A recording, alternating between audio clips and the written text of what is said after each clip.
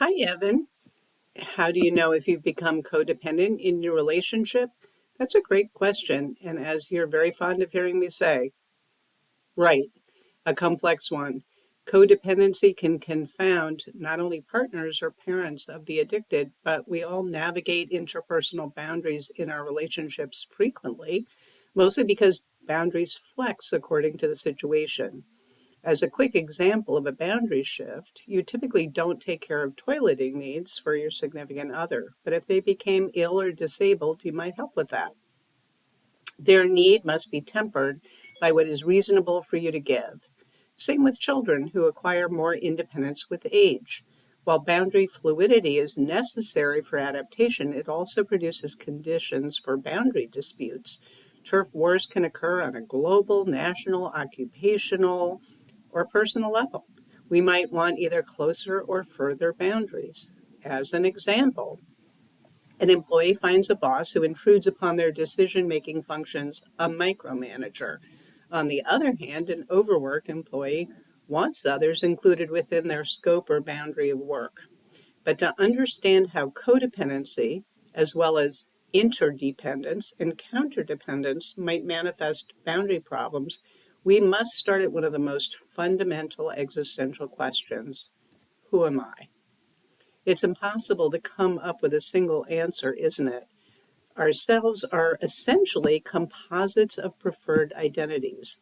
I'm the person who can best describe myself, but we can identify about our sex, our gender, our race, our religion, ethnicity, nationality, occupation, age or stage in life, and our roles in relationship, such as father, son, brother, spouse, pet parent, multi generational family or lineage member.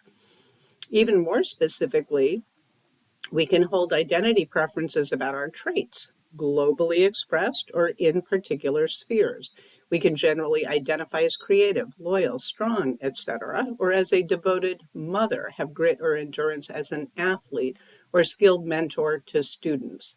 Because such a high percentage of our sense of self is filled with our roles in relationship, it means that I can only be a daughter in relationship to my mother. I can only be a spouse in relation to my spouse. When I've incorporated important relationships into my very sense of self, then the relationship is self-defining. That relevant person is also part of me psychologically. This is a big reason boundary lines can blur. How much room inside my composite bubble of self does mothering or husbanding or working take up? When one part enlarges, it squeezes the other ones. I have only so much room, time, and energy to devote to each. Now we get to interdependence, the healthy balance in a relationship defined by mutual benefits of comfort, care, support, and help. Even in ecosystems, we see interdependency between fungi, microbes, plants, and animals. Globally, we see interdependencies for their economic and other benefits to participating countries. The boundary is flexible, elastic, and healthy.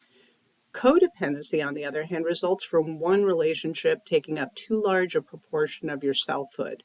You find yourself worrying about your spouse or adult child driving drunk when they sleep it off unconcerned. It can reach a point where the rest of your preferred identities get squeezed out almost entirely. Your self-care suffers, your work suffers, and your interpersonal boundary has all but disappeared. You feel exhausted, even burned out. But codependents do get a bad rap, in my view, and deserve compassion because the stakes can be so high.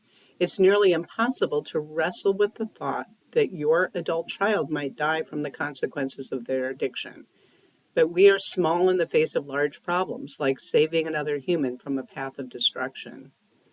Counterdependency results from childhood traumas or other situations in which abuse or neglect took place, and it is scary to trust others with contributions to our well-being.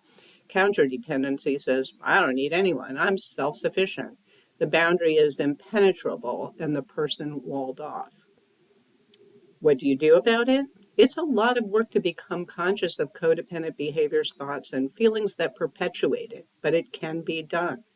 You can start by visualizing your composite self and what you need room for within your healthy sense of self. This is Lisa Maargo from Head Scratcher's Corner with another appetizer for thought for intimate partners. Please stay attuned to the next one.